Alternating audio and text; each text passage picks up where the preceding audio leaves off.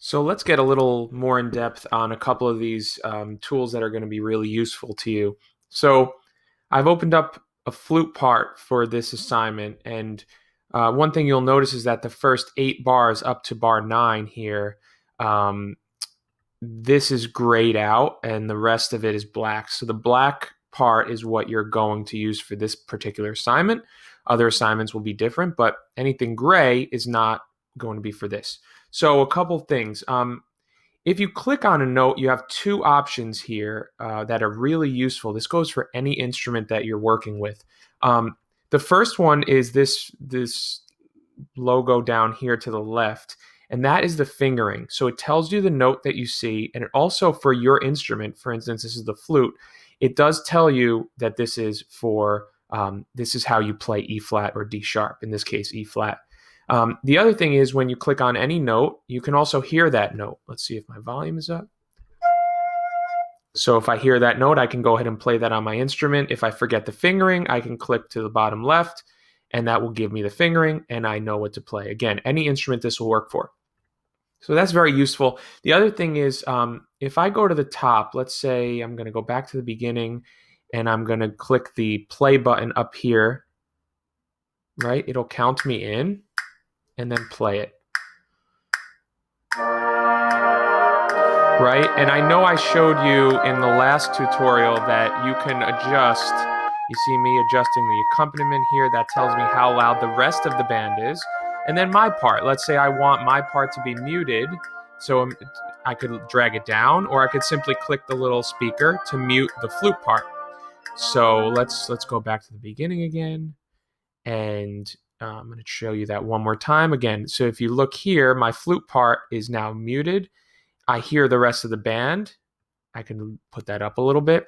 And then here I have the metronome. I can toggle that on and off as well. The metronome is just going to give me that click to tell me how fast to go.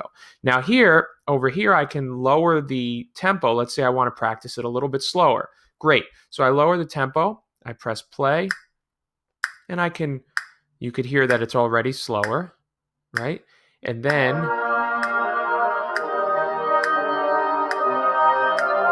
now I can put my part back on. I could lower the band so I could hear my part a little more to practice with. And then, let's say I practice it and it sounds good. I can click this reset button here to put the metronome back at our goal tempo. In this case, it's quarter note equals 76 beats per minute. And go on.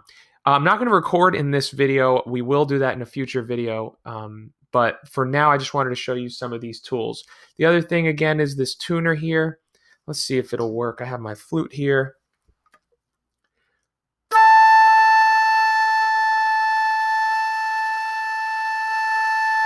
So if I'm in that green zone, that's a really good zone to be in. If my flute were really sharp, you see I'm in the red zone. So I could adjust that. Again, if I'm in this area, guys, no matter what instrument you are, you're probably going to either want to pull out your head joint, your mouthpiece, your tuning slide, whatever that is. If I'm in the flat zone, you know, the opposite, we're going to push that in.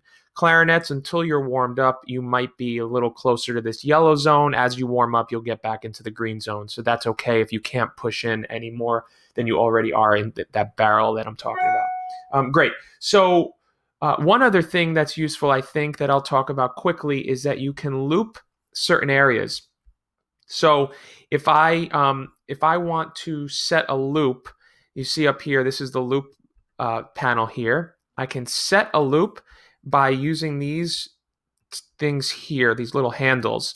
And I could say, all right, I'm going to loop these 2 measures because I want to practice them a lot and I want to do them over and over and over. So now watch.